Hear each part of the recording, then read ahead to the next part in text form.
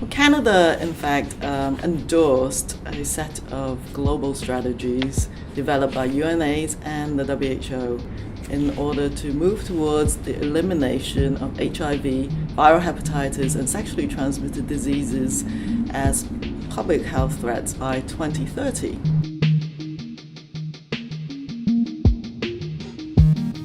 These global strategies follow a similar approach, and they include targets for prevention, so reduction of new infections, as well as targets for diagnosis and increasing the numbers of people in treatment and care.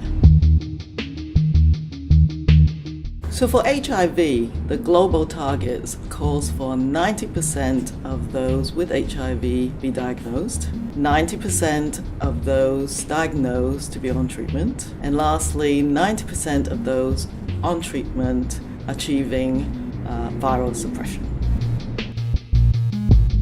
So the global hepatitis targets calls for 90% of those with viral hepatitis be diagnosed, and 80% of those eligible for treatment to be on treatment by 2030.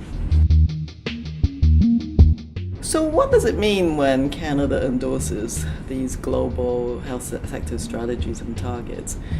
These are, as I said, global frameworks for action. And by endorsing these, Canada has made a commitment on both the domestic front of moving towards the elimination of HIV and viral hepatitis by 2030, but also to support the global efforts internationally. Setting these targets has a number of advantages domestically, in that it focuses our collective action. It also uses data in a way to drive those specific areas of action. It also helps to identify gaps and ways that we can address them. The last estimates released on World AIDS Day 2016 shows that we have a ways to go on the first two targets, but we're very close to the third one. An estimated 80% of persons living with HIV are diagnosed. 76% of persons diagnosed were on treatment. And lastly, 89% of persons on treatment achieve viral suppression.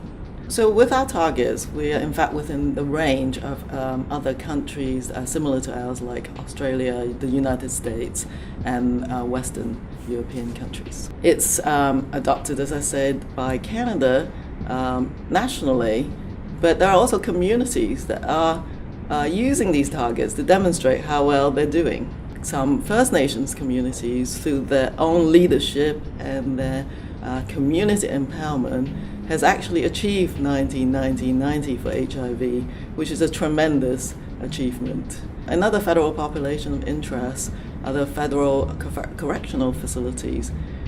They too are looking at the 90-90 targets and have achieved them, in fact, for federal inmates.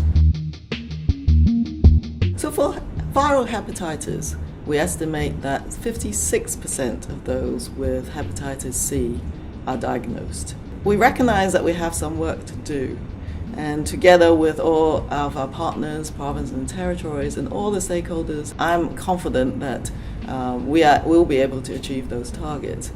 We have some exciting, new, effective treatment for hepatitis C. More recently, for example, the Pan-Canadian Pharmaceutical Alliance was successful in negotiating lower prices for hepatitis C drugs, which I believe will really make them more accessible to those who need them. Together, the HIV community has attained a great deal, but we have room to do more, especially when we are now in the phase of the elimination of these epidemics. Attaining epidemic control will not be achieved with a one-size-fits-all approach. To prevent new sexually transmitted and bloodborne infections, we can improve access to evidence-based strategies such as safer sex programs and harm reduction services. And we must ensure that all such services and interventions engage those who are living with these infections, and that they must be culturally appropriate and adapted to the specific populations that we're trying to serve. To tackle the continued high number of people who are unaware that they're infected, we need to make it as easy as possible for people to access testing, such as point of care testing. Home testing can be investigated, and system-wise we need to look at the ways to enable the frontline health care providers to normalize testing of sexually transmitted and bloodborne infections. We can also leverage other innovative approaches. For example, the National Microbiology Lab of the Public Health Agency has been working with First Nations community, a community-driven approach to looking at novel diagnostics using dry blood spot testing. It is also important to establish linkage to care and prevention and treatment for those who are diagnosed. It has been known for some time that achieving viral suppression through antiretroviral therapy is critical to the health of people living with HIV to achieve a healthy, normal lifespan. But research to date has also shown that a person living with HIV who is on antiretroviral treatment and takes the medications consistently as prescribed and maintains a suppressed viral load, that there is effectively no chance of transmitting HIV to their sexual partner. This knowledge has huge implications, and it means that we can actually put a stop to new infections by getting people on effective treatment. Finally, we must address stigma and discrimination.